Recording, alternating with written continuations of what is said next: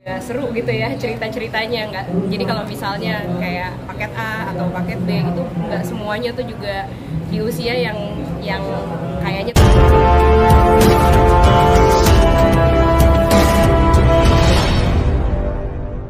di suatu hari di tahun lalu aku tuh kan memang komitmen aku terhadap diriku sendiri adalah dengan banyak melakukan kegiatan-kegiatan CSR atau kegiatan sosial gitu ya.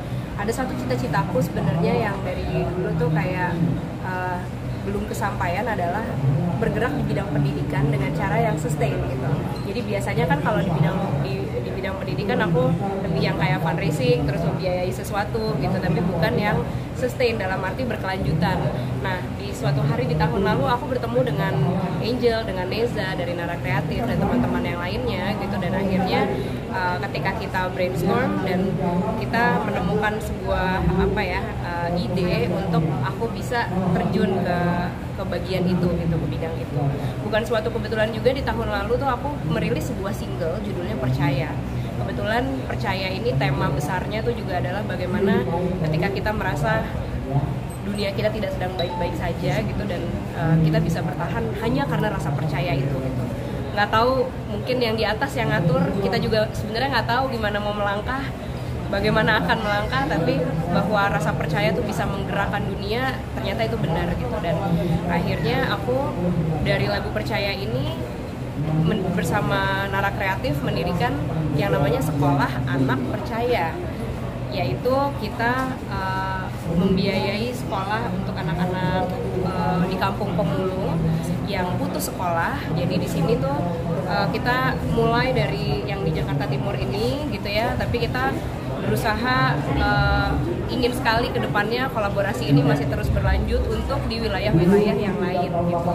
Jadi ini adalah graduation yang pertama untuk Sekolah Anak Percaya, kolaborasi aku dan Nara Kreatif. Untuk itulah aku hadir di sini karena ini sangat berkaitan. Jadi bertepatan dengan wisuda memilih konsentrasi di bidang pendidikan. Oke, aku cerita sedikit tentang backgroundku bahwa dalam puluhan tahun aku berkarya, aku merasa memang give back itu adalah sesuatu yang harus aku lakukan gitu. Kebetulan aku sendiri memang selama ini aktif sekali di bidang lingkungan, terus di bidang sosial yang seperti bencana alam, kemudian pengentasan kemiskinan seperti itu. Tapi aku merasa pendidikan itu diperlukan supaya kita tuh menjadi masyarakat yang pintar. Itu tuh adalah tanggung jawab kita bersama gitu.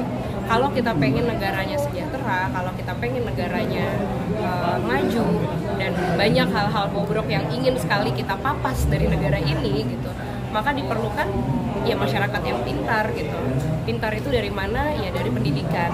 Nah, makanya sebenarnya aku merasa sangat sedih dan prihatin ketika memang ada anak-anak yang putus sekolah karena biaya gitu. Jadi aku merasa ini adalah tanggung jawab bersama bahwa masa depan mereka itu bisa loh gitu kita coba bantu gitu, supaya kan banyak ya orang yang berpikir bahwa ketika kita terlahir dari lingkungan yang seperti ini maka ya rodanya ya di situ aja gitu. Jadi kayak anaknya tukang ini ya jadi tukang ini gitu, atau ya nggak jauh-jauh dari situ gitu. Tapi ternyata lompatan-lompatan yang demikian besar itu bisa aja terjadi gitu ketika kita memang mau, kita mampu, kita percaya. Dan di sini aku dan Nara Kreatif ya hanya memberikan fasilitas, motivasi kepada mereka, dan selebihnya kita percaya bahwa mereka tuh mampu gitu dengan dirinya mereka sendiri. Karena ini kan lagi viral kok akhirnya bisa melewati paket B yang sempat viral. Ya. Ini seperti apa sih? Gimana maaf? Viko sendiri sekarang jadi wisuda. Kamu lihatnya gimana? Hari ini ada dia. Ya, kalau buatku sebenarnya hal-hal yang seperti itu tuh tidak mungkin tidak bisa terjadi gitu. Jadi aku percaya itu terjadi karena dia percaya, karena kita percaya, karena kita sama-sama menjalani juga berdasarkan cinta juga gitu. Jadi ya mungkin banget. Dan seperti yang tadi juga kalau ditanya usia, tentang usia dari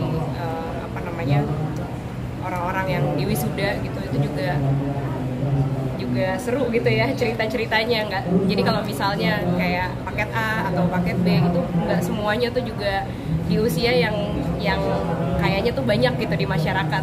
Seperti tadi ada ibu-ibu juga gitu, dan bahkan ada kemarin kalian sempat graduate yang ada usia 60 tahun juga gitu. Jadi itu buatku nggak ada kata terlambat lah untuk kita mau menjalankan hidup yang lebih baik.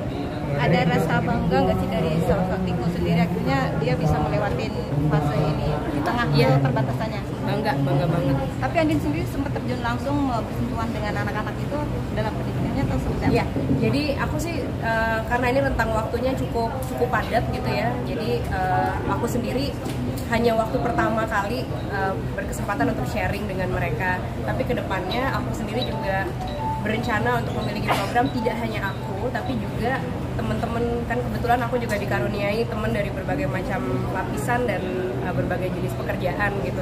Ini akan menjadi sangat berguna untuk mereka ketika bisa ada salah satu mata pelajarannya adalah sharing session dari teman-teman dari lintas pekerjaan.